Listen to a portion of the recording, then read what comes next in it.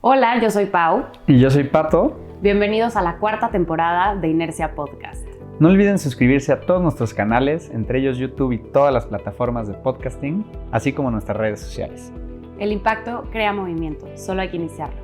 En esta ocasión tuve la oportunidad de entrevistar a Andrea Álvarez. Ella es Head de Sustentabilidad en Vemo, una empresa que está impulsando la electromovilidad en el país y en la región. No se pierdan toda la información sobre el impacto ambiental y social que genera su modelo de negocio, validando que es posible generar acción climática a través de la reducción de la contaminación del aire y cambiar vidas a través de la generación de empleos verdes e inclusión financiera. Y pues nada, Andy, muchísimas gracias por regalarnos un espacio en tu agenda. No, Pau, muchísimas gracias por la invitación. La verdad estoy súper feliz de estar aquí platicando con ustedes. Oye, y me encantaría empezar por ti. Es algo que siempre hacemos también en Inercia, pero las carreras en sí, en sustentabilidad, no es que sea algo que viene existiendo desde hace muchos tiempos atrás, ¿no? Como tal vez los contadores o los abogados y demás. Entonces, quería preguntarte, ¿qué estudiaste tú? Si nos puedes platicar un poquito como cuál ha sido tu recorrido profesional y sobre todo, pues, ¿qué te llamó la atención de trabajar en una startup que trae este tema de impacto tan como parte fundamental del modelo de negocio? Claro, la verdad soy ingeniera ambiental, pero mi camino profesional es un poco diferente, creo, y me tengo que ir un poco atrás para explicarlo. O sea, y bueno, con un poco de miedo a que suene trillado, lo único que yo tenía claro de chiquita era que siempre supe que quería ayudar. Entonces, no tenía claro exactamente cómo, pero sabía que quería ayudar. Y en ese momento pensaba que ser doctora era el camino más lógico, porque jugaba a quitarle las pulgas a mis perros como si fuera una cirugía, o de que asistía al parto de mis muñecas, ya sabes. Entonces, como que era clarísimo que iba por ahí, que iba a ser doctora. Y bueno, estudié medicina 4 años. Entonces, un día me levanté y ya no quise ir al hospital. Y, o sea, no fue una decisión tan planeada ni racionalizada durante meses, ya sabes, que todo el mundo quiere tomar la decisión y no se atreve. Pero sabía que no era mi camino y un día me levanté y no fui al hospital. Influyó un poco el hecho de que me veía más como mamá que como cirujana. Y bueno, aprovechando que estamos en marzo, cerca del 8 de marzo, eh, a mis 20 años eso me desanimó. O sea, como que me emocionaba más ser mamá.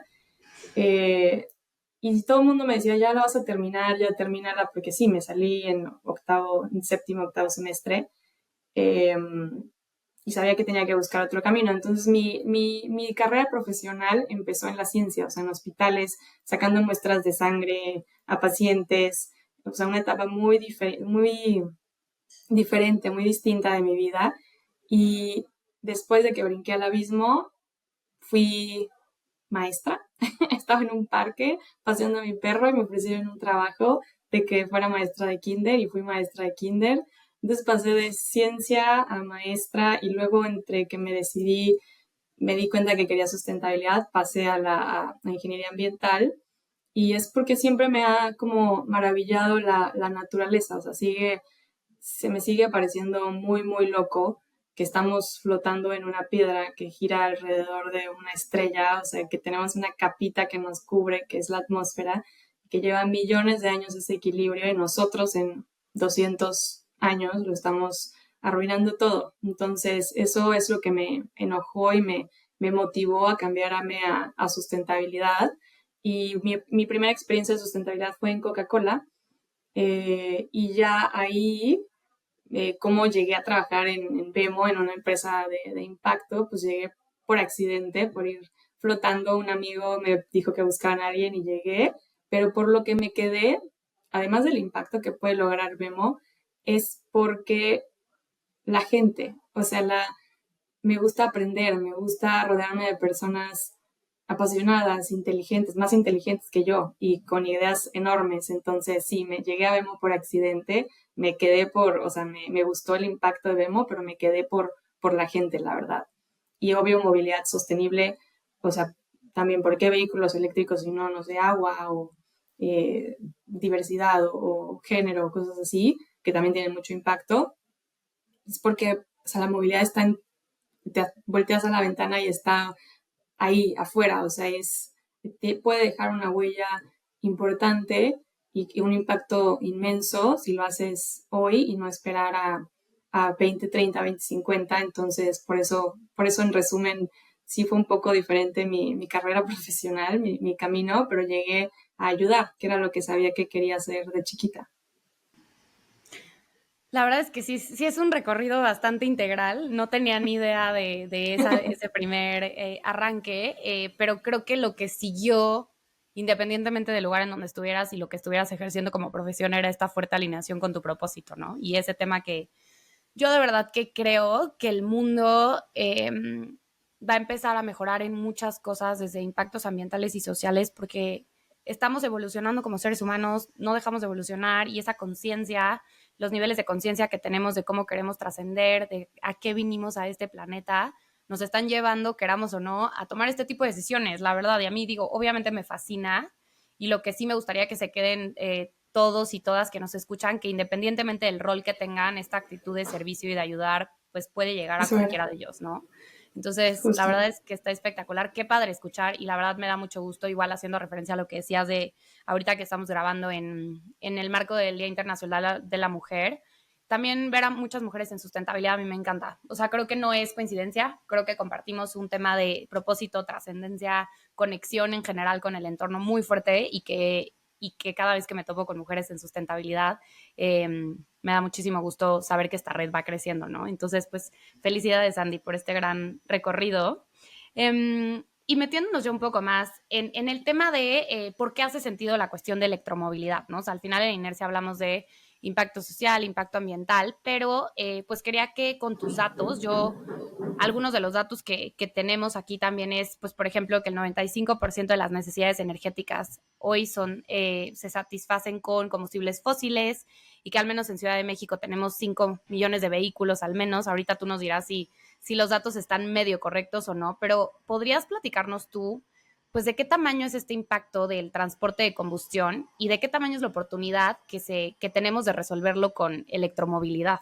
Y pues metiéndonos un poquito más de lleno en el tema de por qué hace sentido la cuestión de electromovilidad, ¿no? O sea, en Inercia hablamos mucho de modelos de negocio que son escalables, que son rentables, pero sobre todo que están pudiendo resolver alguna problemática que genuinamente está alrededor de nosotros todo el tiempo, ¿no? Y creo que aquí les voy a dar unas cifras que tengo yo y Andy, ahorita tú corrígeme si a lo mejor no son las más actualizadas, pero pues hoy en día el 95% de las necesidades energéticas se satisfacen con combustibles fósiles y en términos de vehículos, pues en Ciudad de México al menos tenemos 5 millones de vehículos de este tipo de combustión, ¿no? Entonces, pues quería preguntarte a ti tal cual, ¿no? ¿De qué tamaño es el impacto que genera el transporte de combustión? Y ahí los datos que tú nos quieras dar, ya sea calidad del aire, salud, gases de efecto invernadero, y sobre todo, ¿de qué tamaño es la oportunidad de poderlo resolver pues con electromovilidad?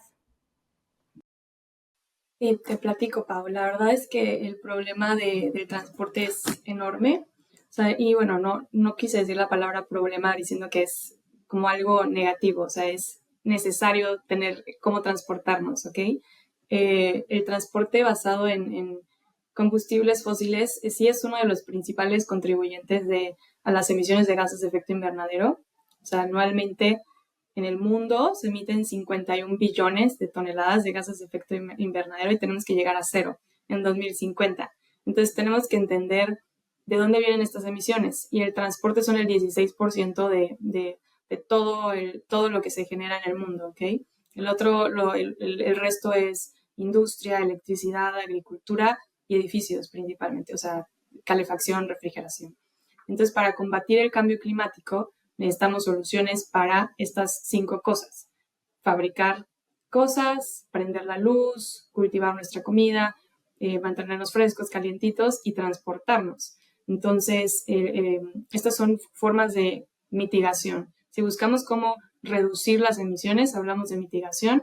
Si hablamos de construir una muralla para que sube el nivel del mar y que no afecte a la ciudad, ya es adaptación. Pero yo me voy a enfocar en mitigar. Y justo la movilidad sostenible es súper poderosa para eso. En Vemo hemos medido que un vehículo eléctrico en México, y es importante destacar que son datos de México, de nuestra flota, reduce más o menos un 65% de emisiones de CO2 en su fase de uso. Y también es otra de las claves, fase de uso. O sea, yo estoy hablando de un coche eléctrico que se recarga con la matriz energética con la luz de CFE y que está aquí sin contemplar la fabricación. Ya luego vamos a hablar de fabricación.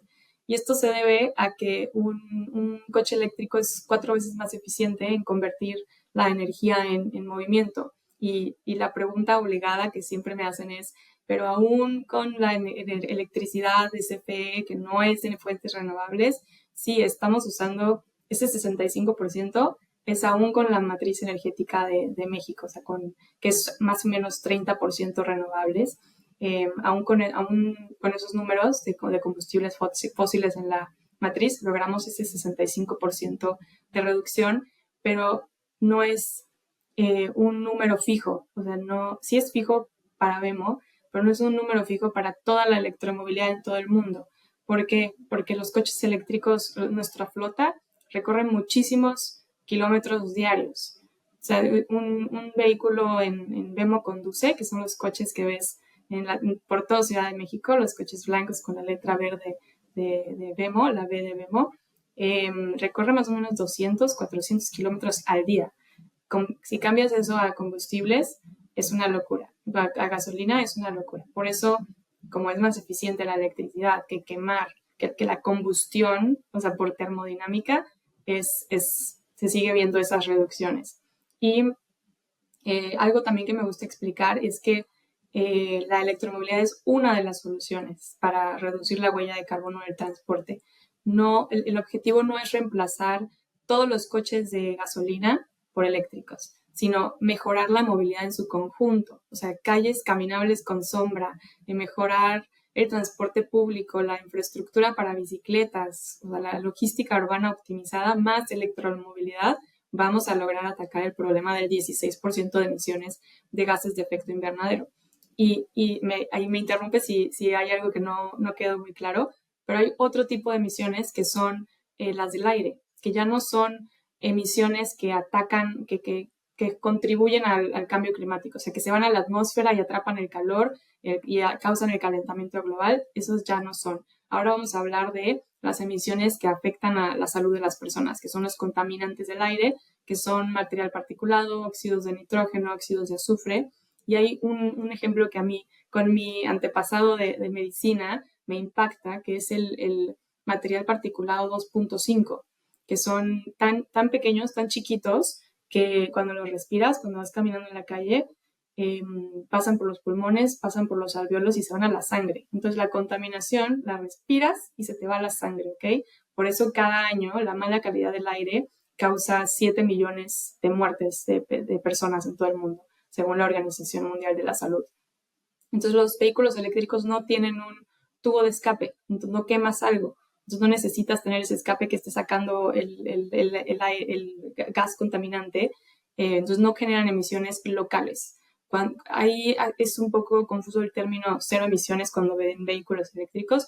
La realidad es que son cero emisiones locales de contaminantes del aire. A mí no me gusta usar ese término porque nuestra recarga hoy en día es de una matriz energética en su mayoría de combustibles fósiles. Entonces sí hay emisiones lejos en una planta donde se produce la electricidad, pero no hay emisiones locales en el punto de uso, ¿ok? Y unos datos igual del impacto que ha tenido Vemo en estos dos puntos. Hemos recorrido con los 150 millones de kilómetros eléctricos que hemos recorrido, que es casi la distancia al Sol, fun fact. Hemos logrado evitar 25.000 toneladas de CO2 y 26.000 kilogramos de contaminantes atmosféricos. Entonces, de esta forma, Vemo está impactando en esos dos puntos. Y creo que tenemos contigo justo una perspectiva muy amplia, ¿no? O sea, tienes obviamente el entendimiento de cómo se generan todos estos gases en la atmósfera y de estas distinciones, ¿no? Entre las cero emisiones generadas a lo mejor por esa fuente fija de emisión que estamos viendo en movimiento versus lo que se genera para que esto suceda, ¿no?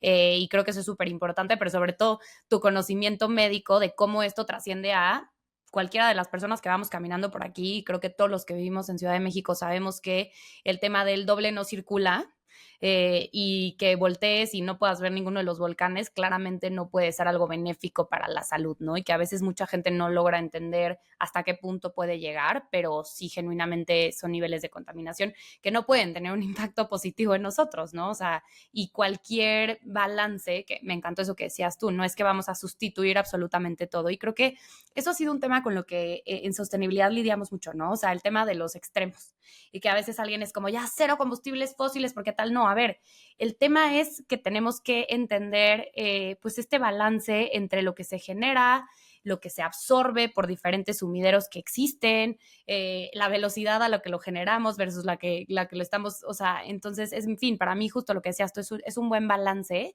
de todo lo que tenemos hoy como activos para desarrollar la economía, y no se trata de que la vamos a frenar, sino tenemos que empezar a compensar, y creo que ahí vemos está haciendo una gran labor en ser un vivo ejemplo de que esto puede suceder. Y te quería hacer doble clic en algo que mencionabas tú que me encantó y que creo que es la duda de un montón de personas, ¿no? En términos de algo que ustedes mencionaban como esta ecuación, ¿no? Bajo la que un vehículo eléctrico sí genera estos ahorros, impactos positivos. Entonces, me platicabas ahorita un poco de estos 400 kilómetros diarios recorridos por Wemo Conduce. ¿Podrías explicarnos nada más un poquito más a detalle a qué te refieres con esto? Porque sí sé que hay mucha gente que dice como, no, pero es que si tú comparas un vehículo de combustión contra uno eléctrico, en realidad no es que sea más eficiente o está ahorrando. Quiero que nada más como que llegues un poco al detalle de esta ecuación, por favor.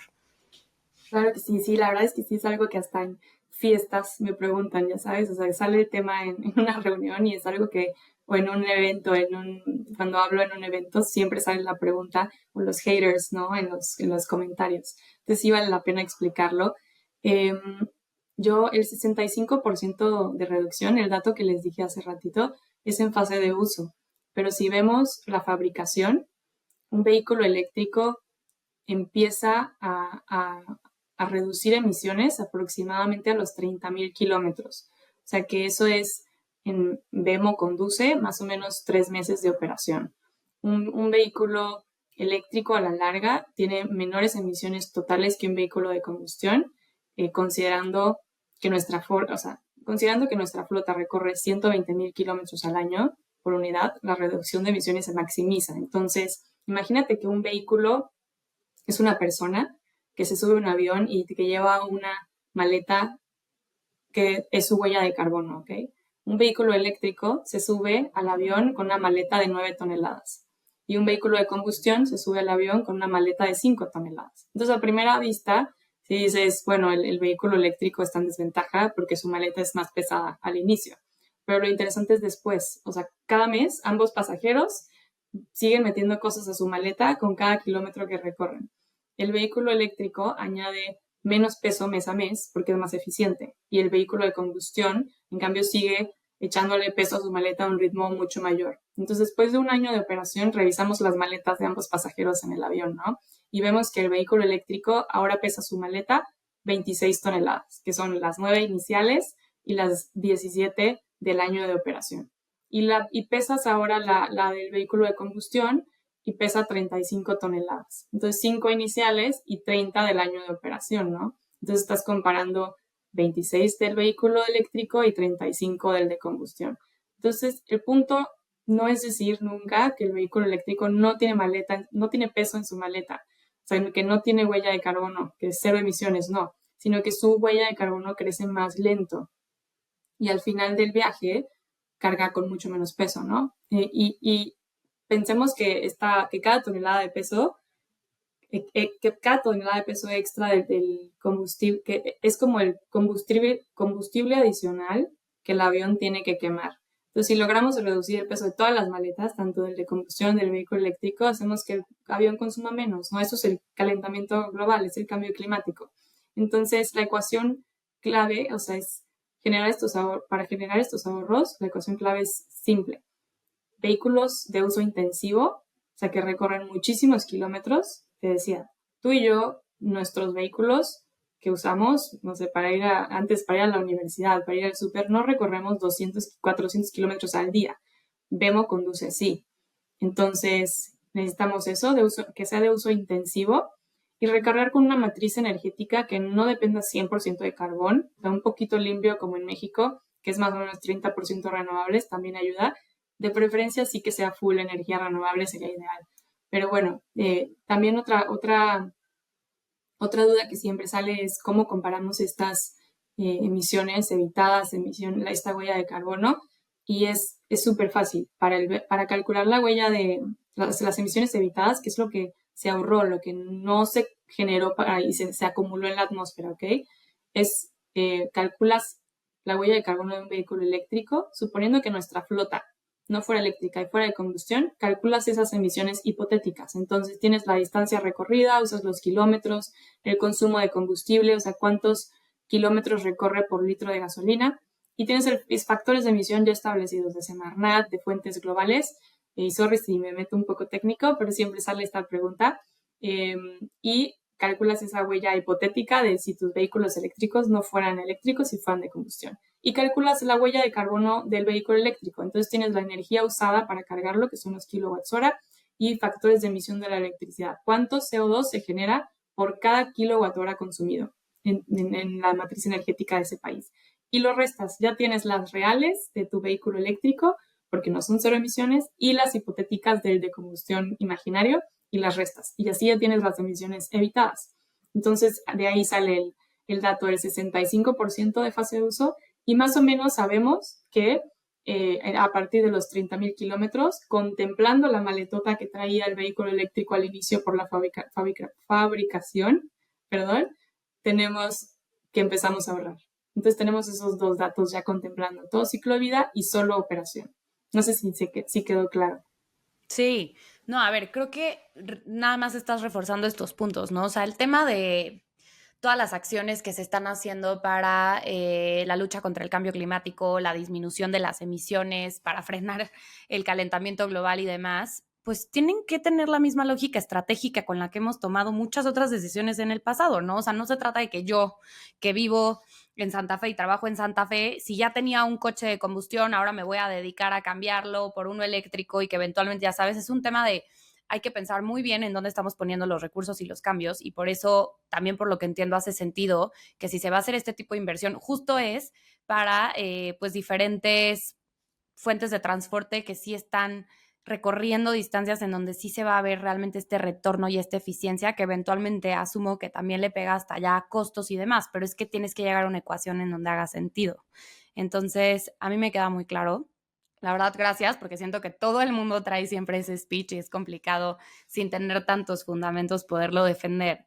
Y quería justo meterme en este tema de algo que me llamó mucho la atención de Vemo. Cuando arrancamos la entrevista yo les decía, estoy segura que todos y todas las que escuchan esta entrevista han visto a un conductor de Vemo conduce a un vehículo de Vemo en las calles de al menos Ciudad de México.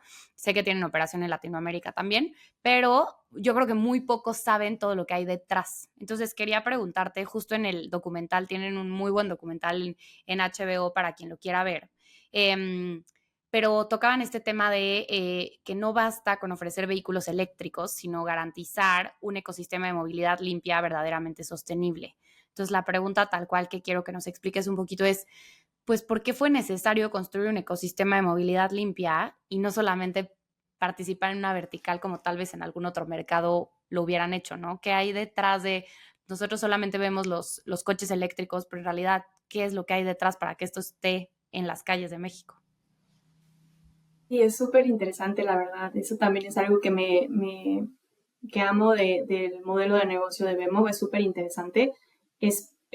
Hace 4 años, cuando Vemo iba empezando, la transición a la electromovilidad en México no era tan sencilla como en Europa, por ejemplo, donde ya existían incentivos o programas y políticas muy claras, bien establecidas, y además existía ya un nivel de adopción más alto.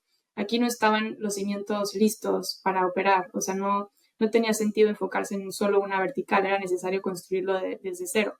Entonces, los 3 pilares en los que trabajamos son los vehículos eléctricos, la infraestructura de recarga y la tecnología de monitoreo de las baterías, de los vehículos cargadores y tecnología de monetización de la recarga. Tenemos una aplicación que se llama Watts, forma de monitoreo que se llama así, ¿ok?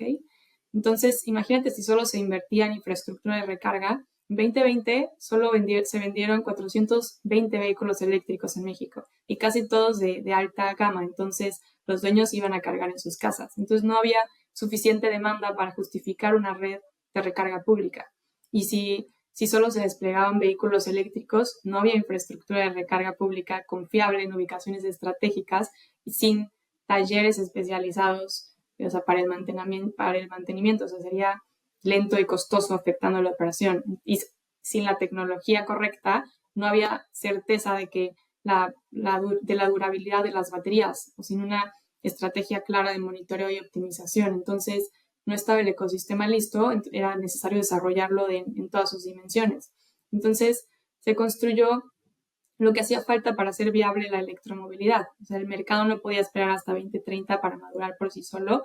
Era necesario hacer que la transición ocurriera ya, ahora, porque la crisis climática es real. La movilidad sustentable es, como dijimos, una de las soluciones más inmediatas y escalables. Entonces, hoy casi 4 años después, las bases ya están sentadas, las piezas que faltaban ya llegaron. O sea, tenemos más opciones de vehículos eléctricos accesibles. Les dije 2020 el dato de 420 ventas de vehículos eléctricos.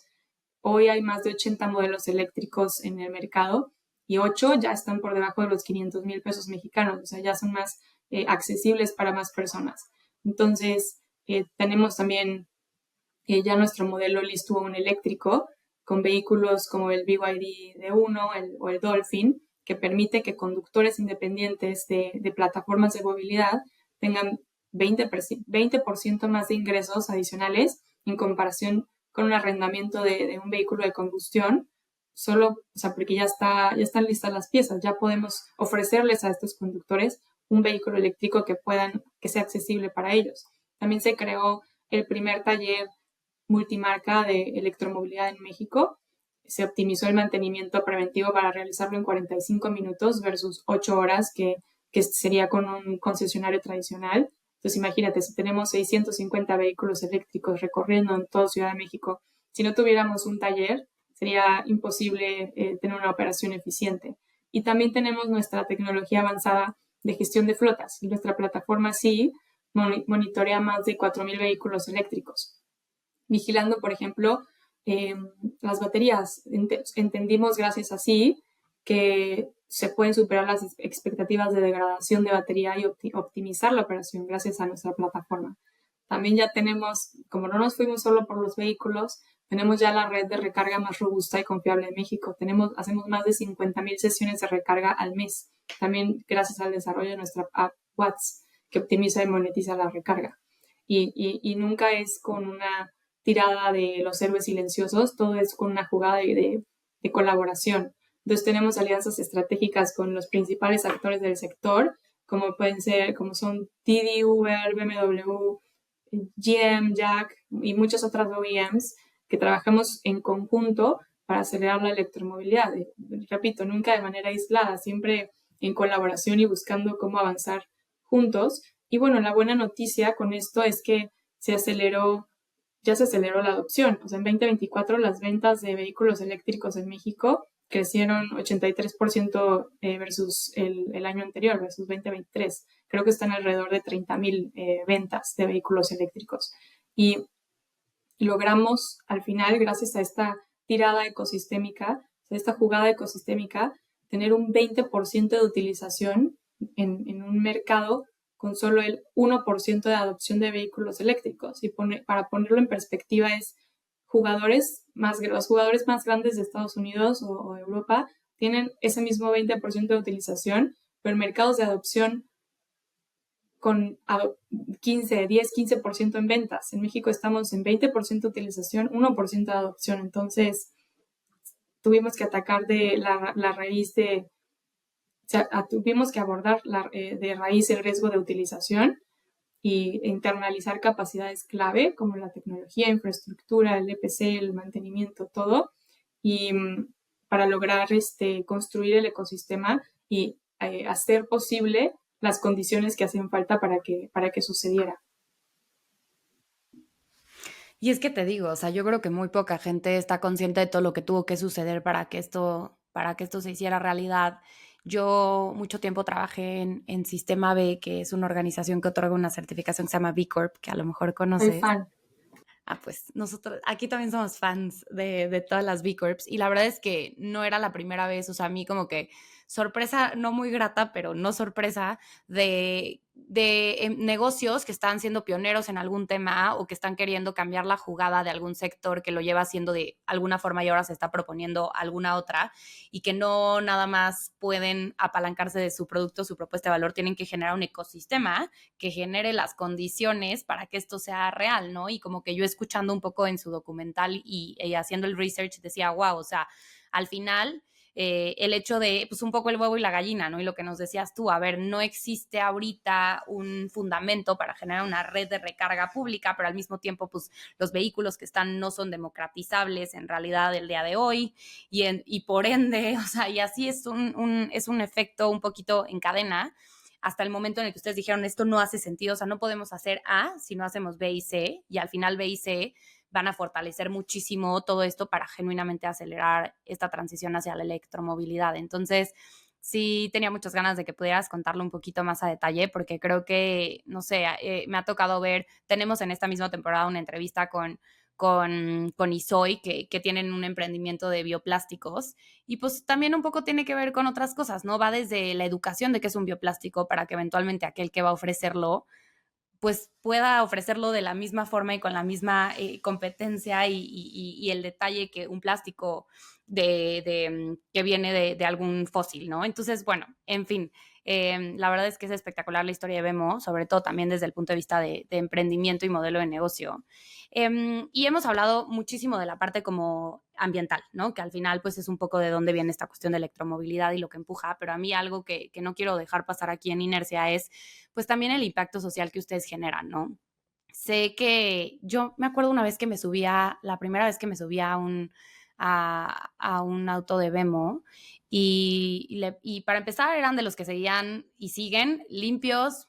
La verdad es que el señor que pasó por mí, el chofer del vehículo, súper amable, o sea, como que me sentí otra vez como, wow, o sea, todo está muy en orden aquí. Y me acuerdo que le pregunté que si estaba contento trabajando en Vemo y esto ya tiene un rato. Y la verdad es que, o sea, la respuesta fue, estoy súper bien. Me contó un poquito del tema del financiamiento. En algún punto se tocó un poquito de todo el tema de la universidad y como este plan que tienen también para poder crecer si eso es lo que ellos quisieran. Entonces, pues bueno, o sea, quería ver si nos puedes platicar un poquito de qué es este tema que tienen desde el acceso a financiamiento, obviamente cómo impulsan prácticas de empleo digno y pues este plan de carrera, ¿no? Que pueden tener en Vemo para que pues todos los demás escuchen qué hay detrás. Claro, ese es también una de mis partes favoritas. Bueno, ya no puedo decir eso porque ahora va a parecer que todas son mis partes favoritas, pero en Vemo entendemos que la transición a la movilidad sostenible no es solo es un tema ambiental, sino también tiene un fuerte impacto social real y nuestro enfoque se basa en tres pilares clave, que son la inclusión financiera, que va de la mano de equidad en la transición energética, que ahorita voy a explicar, empleo digno, que está relacionado al ODS 8, si no me equivoco, y capacitación y desarrollo profesional. Entonces, empezando por la inclusión financiera, uno de los mayores retos para personas con perfiles como el de los conductores de plataformas de movilidad es la falta de acceso al crédito, porque muchos de ellos están subbancarizados y no tienen un buen historial crediticio, lo que les impide acceder a financiamientos tradicionales. Entonces, en Vemo se desarrolló un esquema más flexible que permite a estos emprendedores de movilidad adquirir sus propios vehículos eléctricos, también son de combustión o híbridos, y esto además del poder de la inclusión financiera, o sea, que sería romper la barrera al acceso al crédito, eso es como la inclusión financiera, el concepto. También está el hecho de dar acceso a los beneficios de las tecnologías limpias a más personas, o sea, no solo a unos cuantos, para no dejar a nadie atrás. Para dar más detalle en esto, un vehículo eléctrico o sea, un conductor en plataformas de movilidad tiene más o menos un 20% mayores de ingresos, que eso ya lo había dicho, ¿no? Hace un momento. Entonces, recordemos que esto es su herramienta de trabajo.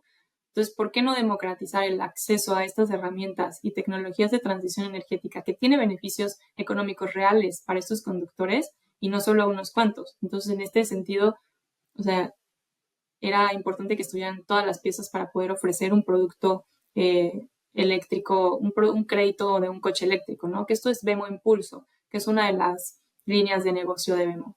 Los coches que ven en la calle con nuestros conductores que están en la nómina es Vemo Conduce, que eso es el foco fuerte en empleo digno y generación de empleo verde que voy a explicar ahorita. Pero en Vemo Impulso, el lado de los créditos, al cierre de 2024 teníamos 1,820 créditos activos, ayudando a que los conductores pasen a ser propietarios, dándoles mayor independencia y estabilidad financiera, con el beneficio de tener un coche eléctrico que no era posible hace unos meses. Y después está el segundo pilar, que es el empleo digno, generación de empleo verde, relacionado con el ODS 8, como te decía.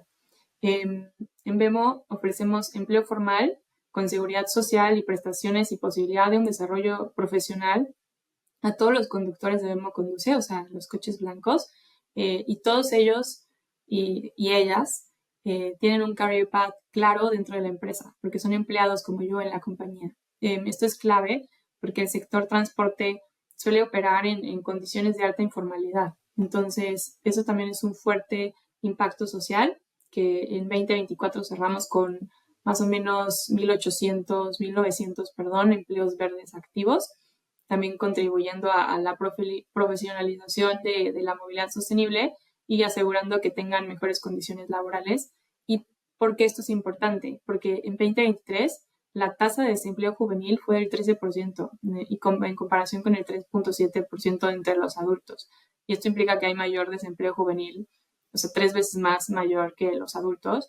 Y adivina en qué generación está la mayoría de las personas en Vemo, pues es gente joven. Entonces, además hay otro factor que es que una quinta parte de los jóvenes del mundo, el dato que ya hace rato es en el mundo, casi 22% no se están formando, no están adquiriendo competencias profesionales educativas, lo que, o sea, disminuye su posibilidad de salir de la pobreza y progresar. Todo esto lo saqué tal cual de la página de los ODS, y lo que me lleva al siguiente punto. El siguiente es el gancho para el siguiente foco social de Vemo, que es la capacitación y el desarrollo profesional, que para esto tenemos Universidad Vemo.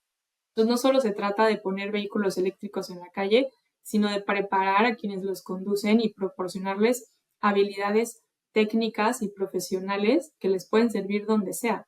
Entonces, eso es Universidad Vemo, un programa de formación de un mes por el que todos los conductores que van a entrar a Vemo Conduce tienen que pasar, y les enseñamos 5 módulos clave, como, o sea, por ejemplo, incluyen técnicas de manejo seguro,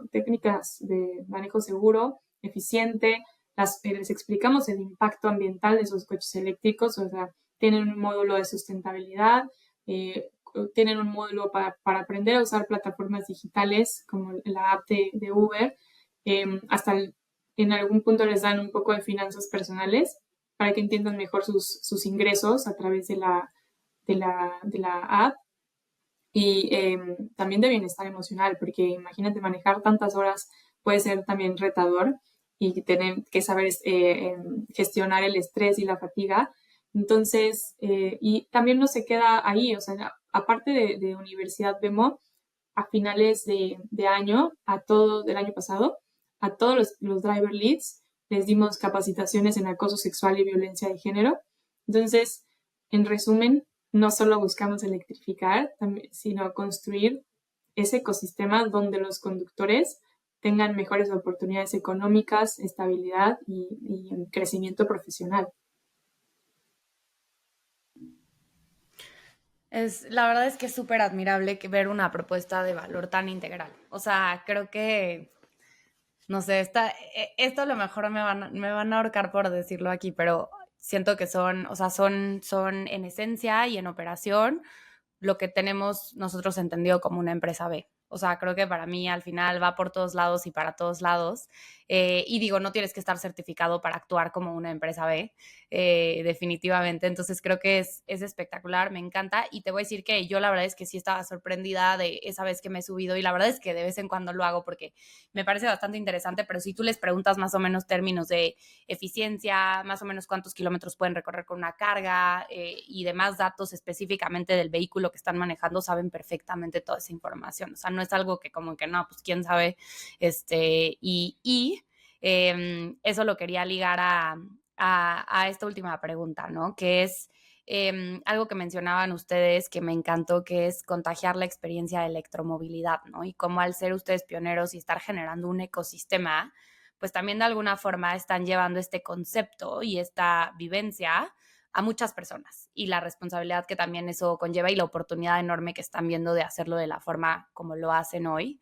Entonces quería preguntarte un poco por qué es importante para ustedes este tema de contagiar la experiencia de electromovilidad.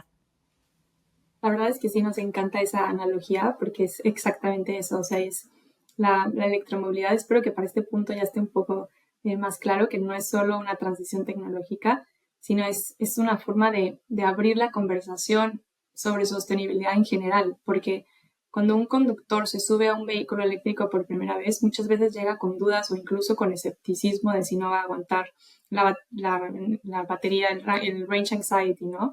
Pero cuando lo experimenta, o sea, ve el silencio del motor, la aceleración, el ahorro en combustible, hasta el impacto ambiental, porque he dado pláticas de cambio climático a los conductores y de verdad no sabes el nivel de engagement de todos los conductores, de preguntar más sobre el tema de cambio climático, que a mí que a veces doy esta misma plática en escuelas y nadie me pela, ¿no? Pero bueno, regresando, ya que experimentan esto, su percepción cambia. Y lo mejor es que ellos mismos se convierten en embajadores de la movilidad eléctrica, o sea, le a sus pasajeros, a otros conductores. Y poco a poco se va creando un efecto dominó y rompemos la barrera de adopción, que es lo que necesitamos ahorita, que suba el nivel de adopción de vehículos eléctricos. Entonces, en Vemo creemos que la mejor manera de acelerar la transición es generando confianza a través de la experiencia. Y no solo se trata de vender una tecnología, sino de demostrar que es ya una realidad. Entonces, que funciona, que tiene beneficios tangibles. Y si logramos que cada conductor entienda y comparte esta experiencia, entonces no solo estamos promoviendo los vehículos eléctricos, sino también estamos cambiando la mentalidad sobre lo que significa moverse de manera más eficiente y sustentable. Y bueno, esa apertura no se queda solo en la movilidad, sino es un primer paso para adaptar otros hábitos sostenibles en su día a día. Y bueno, eso es lo que esperamos. Ay, Andy, pues muchísimas gracias por tu tiempo. La verdad es que a mí no me queda más que agradecerte mucho este espacio. Creo que lo que hacen en Vemo es espectacular. Yo sí soy fan número uno desde hace mucho, pero cuando empecé a entender todo lo que había detrás, pues todavía más y obviamente cerrando esta entrevista contigo mucho más. Creo que lo único que me urge es poder escoger en las plataformas de transporte en general que utilizamos que sean eléctricos, ya sabes, o sea, yo supongo que hay toda una lógica de por qué todavía no existe, pero yo Igual a mí me urge. sí, o sea, te lo juro, cuando me toca, porque pues es de suerte, de verdad que digo, ay, qué padre, o sea, va a estar limpio, va a ser una muy buena experiencia, o sea, como que sí cambia, entonces, bueno, en fin. Y además me faltó agregar que todos tienen una camarita, ¿eh? Todos los coches de Vemo tienen una camarita, que tenemos un centro de monitoreo que están viendo todos los viajes en tiempo real. Entonces sí estamos un poco más cuidadas como mujer teniendo esa cámara Claro. adicional. Pero No, y lo que comentas del tema de violencia de género y demás, también creo que es, no sé, ¿no? O sea, vivimos en un país en donde todos estos son variables relevantes para nosotras. Claro. Entonces creo que es espectacular que ustedes las tengan en consideración. Y pues la verdad es que, pues a menos de que quisieras agregar alguna otra cosa, yo solamente te agradezco muchísimo tu tiempo. Y pues bueno, espero que todo el mundo ahora, cada vez que vea pasar un vehículo con las letras verdes de Vemo, sepa que hay toda una historia, hay todo un equipo de gente espectacular detrás de esta empresa.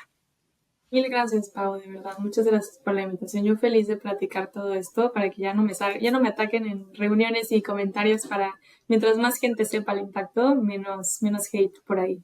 Exacto. Ya les mandarás el episodio de Inercia para que puedan conocer la historia completa.